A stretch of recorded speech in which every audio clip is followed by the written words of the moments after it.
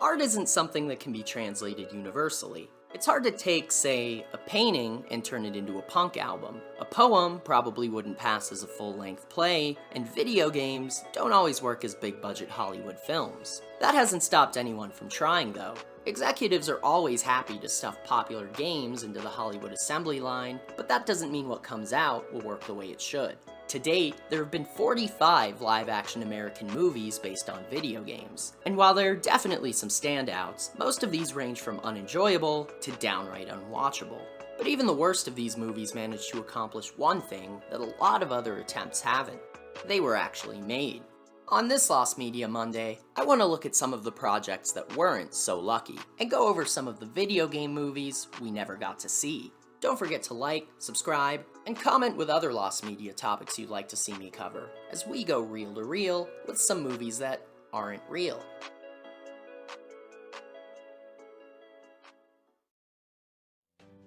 The Legend of Spyro 3D. Flying high after the success of the Legend of Spyro trilogy, it was announced in late 2007 that publisher Sierra Entertainment was exploring the idea of a 3D animated film based on the series' story. Revealed in late 2008 through a press release by production company Velvet Octopus, The Legend of Spyro 3D was slated for a 2009 holiday release. Headed by the creators of hits like Rise of the Silver Surfer, Dr. Dolittle, and Garfield Gets Real? Yeesh.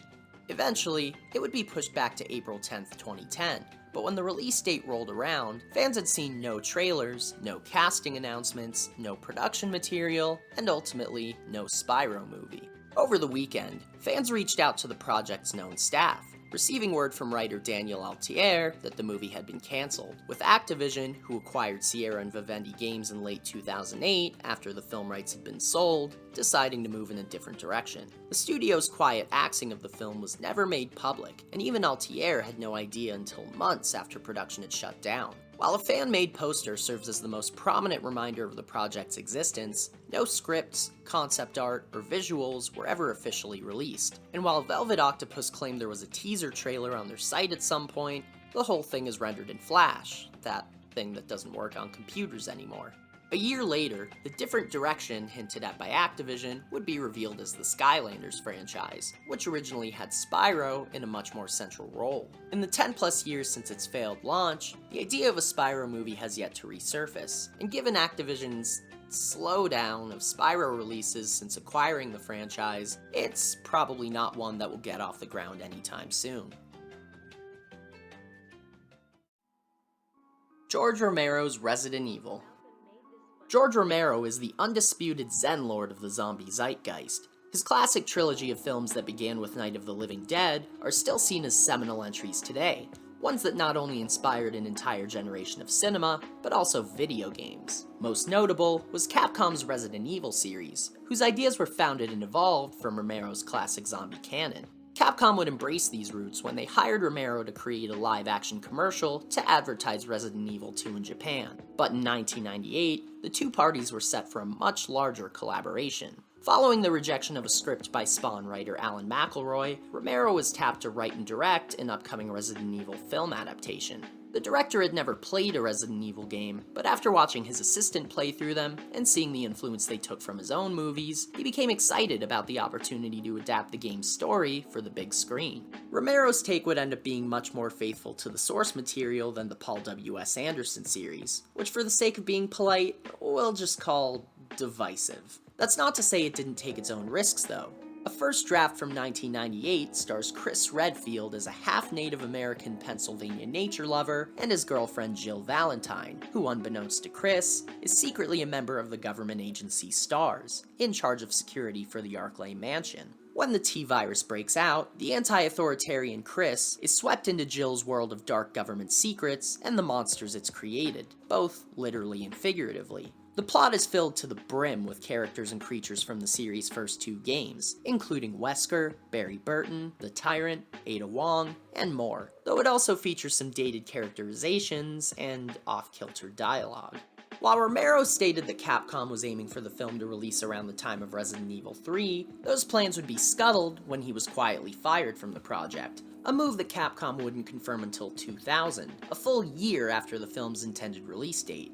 In an interview with Electronic Gaming Monthly, Capcom producer Yoshiki Okamoto was asked about the Resident Evil movie's status, and replied that it was still in the scripting stages. When asked a follow-up question about the status of Romero, Okamoto replied, "His script wasn't good, so Romero was fired." Which is a wild thing to say, considering Capcom had no problem with this, or these, or this.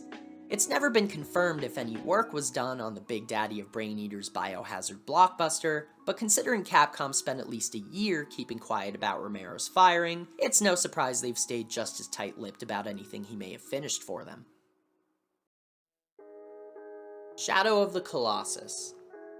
Shadow of the Colossus is a game whose story is as powerful as it is minimal. Almost no explanation is given to its setting or characters outside of their most surface motivations, giving audiences only what's absolutely needed through dialogue, and otherwise letting them feel the emotion of the character's journey through their own dedication to the gameplay. It left things like the relationship between Wander and Mono, the true nature of the demon Dorman, and the events of the game's Gynax ending open to interpretation, encouraging players to create their own abstract ideas of what happened, and meditate on the game's themes as much as its concrete events.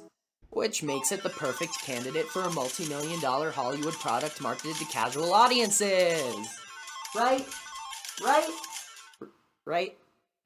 Helmed by Scorpion King producer Kevin Misher, a film adaptation has been languishing in development hell since its announcement in 2009. It would begin work with writer Justin Marks, who barely managed to dodge criminal charges for penning Street Fighter: The Legend of Chun-Li, with director Josh Trank, known then for Chronicle, and known now for Fan 4 Stick, signing on in 2012. Both would eventually be replaced, with scripting duties going to Hannah writer Seth Lockheed in 2013, and Andy Muschietti, who headed the recent It films, taking over as director in 2014 after Trank was hired by Disney to work on Star Wars Muschietti came onto the project 8 years ago, and neither Sony or Misher have provided any updates since. There's likely some version of a script that exists from either Marks or Lockheed, and while I'd be morbidly curious to see how they tried to turn the low-key story of Shadow of the Colossus into a film made for mass appeal, this is one adaptation that's probably better off dead. Halo. Interest in a Halo movie existed almost instantly after the first game's release, but the beginning of its journey, much like the rest of its journey, would be very slow and very weird. Bungie's early attempts for a theatrical adaptation didn't go far, as they realized studios wouldn't give them much creative control over the final product. They decided to pull back and focus on the development of Halo 2, but this brief brush with Hollywood would influence their less than conventional approach when they came back to the idea. After consulting with former Columbia Pictures president Peter Schlessel, Bungie decided to commission an independent script from 28 Days Later writer Alex Garland, intending to pitch it to studios after it was finished. Not wanting to look weak for their first foray into film, Microsoft would take the script and have it hand-delivered to studio headquarters by a full platoon of costumed Spartans. The move definitely succeeded in making headlines, but ultimately, Microsoft's one-sided financial demands for the rights to make the movie scared off just about everyone.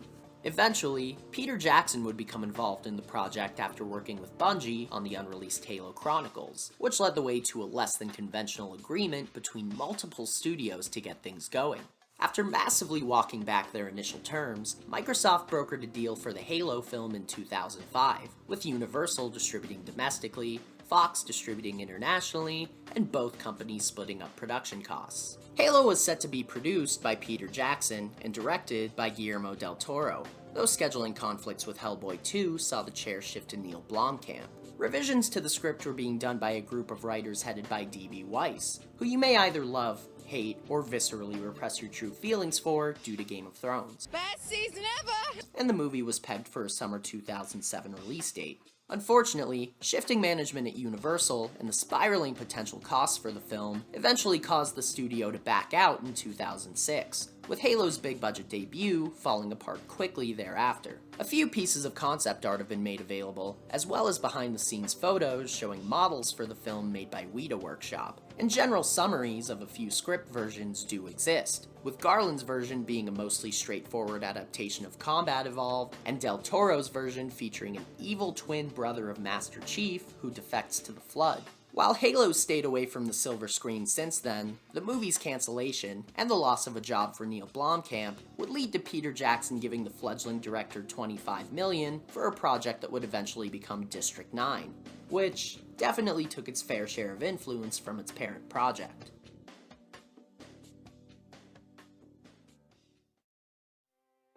Dying Light. Dying Light is a first-person zombie survival horror game released in 2015, which would go on to amass a 2016 expansion and a full sequel in 2022. In an interview leading up to the second game's release, developer Techland explained their willingness to grow the game into a full franchise, stating they were open to things like spin-off games and film adaptations. But fans of the series, or Unbelievable Video Game News, will know that this wouldn't represent the first time the topic of a Dying Light movie hit headlines. In 2016, Techland and publisher Warner Bros. Interactive announced a Dying Light feature film through the release of Dying Light: The Following Spotlight Edition, a one-of-a-kind version of the game that cost more money than I will ever spend in my entire life. For $10 million, the buyer would receive a supporting role in the film, complete with dialogue and a dedicated action scene. Can act? No problem, because it also included acting lessons from voice of the generic main character, Roger Craig Smith, who you may know for his roles as Sonic the Hedgehog and Mirage from Apex Legends. Also included was stuntman training, a personal trailer, first-class travel through an entire screening tour, an on-demand makeup session to turn you into a Hollywood-quality zombie, and a special edition of the game that would feature the buyer as the voice of main character Tyler Zane, Lyle Bane, Kyle Crane. At the time of its announcement, the Spotlight Edition was more or less dismissed as a publicity stunt, with the developers having previously gained notoriety through similar ridiculous versions of the game, such as the £250,000 Apocalypse Edition, which included a custom-made zombie shelter, night vision goggles, and adult diapers. The Game.com page didn't have a real buy button either, instead offering a contact link for anyone seriously interested. The sales page was taken down around early 2018, and no other announcements about a Dying Light movie were ever made, lending credits to the idea that it was just a big joke. But in 2019, lead designer Timon Smektala revealed that the idea for a film adaptation of the first Dying Light was actually very real, even if it didn't make it that far into development. There were some talks about it, but with movies, it's never an easy process. I remember I was involved in some of those conversations, but it was never really this huge thing that started really happening. There were some ideas about potential scripts, script writers, and how this could look, but I don't think it's time yet. I would rather see a movie about Dying Light 2, which I think is infinitely more interesting. It's unknown if anyone bought or even seriously inquired about buying Dying Light Spotlight Edition, and I'm not sure if Sonic the Hedgehog would make the best acting coach either. But whether or not the game was a stunt, the Dying Light movie was a real project at some point, and it's one that Techland would still like to see finished, at least someday.